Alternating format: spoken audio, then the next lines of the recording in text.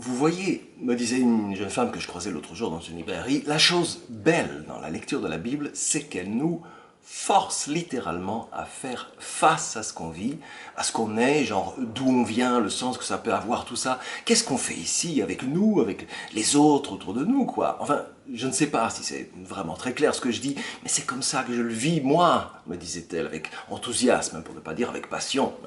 Pour moi, ce qui est bien avec la Bible, disait-elle, c'est qu'elle nous apprend à plonger les mains dans le cambouis, mais pour du vrai, quoi.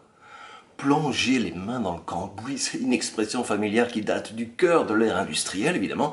Le cambouis, c'est la graisse noire noircie par le frottement des organes d'une machine. Plonger les mains dedans, ça veut dire faire face courageusement à quelque chose d'exigeant. Alors, j'ai essayé de me souvenir si oui ou non dans la parole il y avait une parabole sur le cambouis, ou l'idée en tout cas de plonger ses mains dedans jusqu'au coude, mais puisque l'évangile date carrément de l'ère pré-industrielle, j'ai pas trouvé, évidemment. Évidemment. Par contre, je me suis rappelé de ces paraboles en écho, le trésor et la perle, et de comment on ne trouve pas par hasard, mais par choix, de comment on trouve parce qu'on cherche, de comment on trouve parce qu'on fait face vraiment, de comment on trouve justement parce qu'on s'implique à bras-le-corps jusqu'au cœur, et que trouver ça, cette perle, ce trésor, fait jaillir une joie immense, et de comment à partir justement de cette joie, qu'on peut ressentir d'avoir trouvé quelque chose de vraiment rare, on revient à la vie.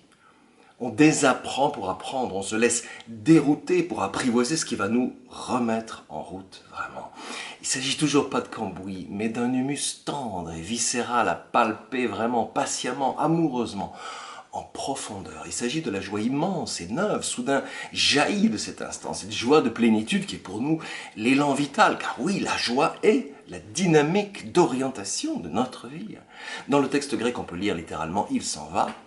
Et il tourne et retourne tout ce qu'il a dans cette parabole. Et là voilà la belle chose. Comme le souligne le théologien Dominique Collin, découvrir le trésor de notre identité profonde, ça remue profondément. Le terreau intérieur est labouré afin de nous permettre de mieux porter du fruit. Et donc oui, faire ça, plonger les mains dans le terreau à cœur, et dans la force de cette quête, y chercher la sève de vie, tourner et retourner notre existence, et ainsi permettre au trésor du royaume d'enrichir toutes les dimensions de notre vie dans ce jaillissement de joie. Car la joie jaillit de la prise de conscience intérieure de notre singulière vocation à devenir nous-mêmes le lieu où se cache le trésor de notre devenir.